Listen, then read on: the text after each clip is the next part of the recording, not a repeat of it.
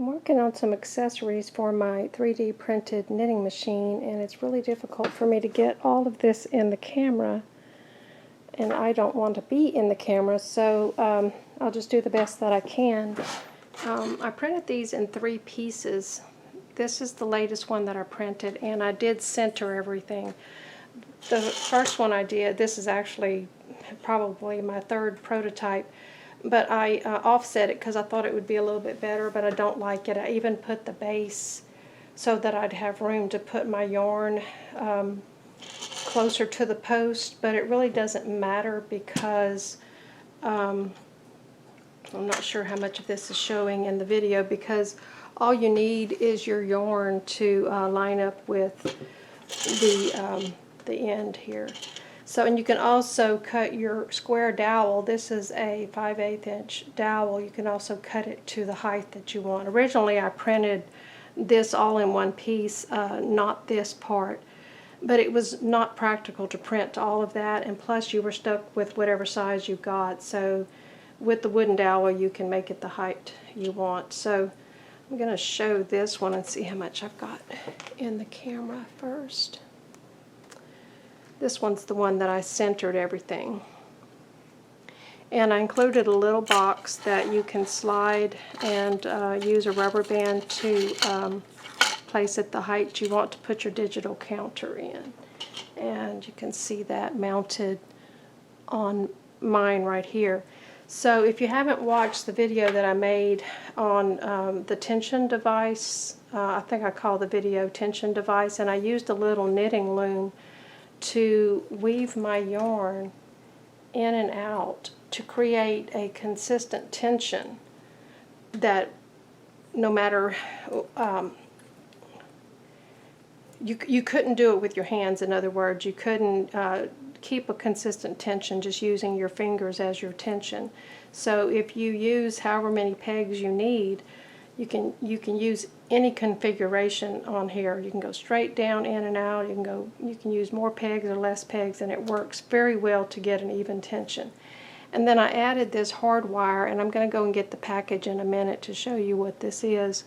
My husband gave it to me. It is some sort of a fisherman's lead wire, I think is what they call it. It's a hard wire, and it's very hard to make a little neat circle there, but I have it, let's see if I can turn this one around so you can see.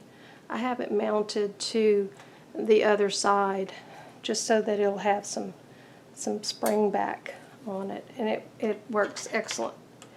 And I ended up liking this whole setup better than the knitting machine mast that I was using. It's a lot smaller, it's a lot more compact. I can take all of this apart and store it if I need to. It doesn't take up very much room, and it's working great to knit in reverse, to do short rows and all of that. So you don't have to knit with the spring. You can, if you don't want that much tension on your yarn, you can just knit using the pegs, and when you get ready to do your short rows, then you can pull up this yarn in the middle. Now on mine, I don't need this last peg for the heel spring because my heel spring goes far enough. But the other one that I made, the wire ended up a little bit shorter, so I do need yarn here, and I need that extra eye bolt on the end. So I put several holes on there so I could configure it where the eye bolts would do the most, have the most help for the yarn, so, or do the most work. So you can knit with that yarn pulled up there, or you can skip that last eye bolt.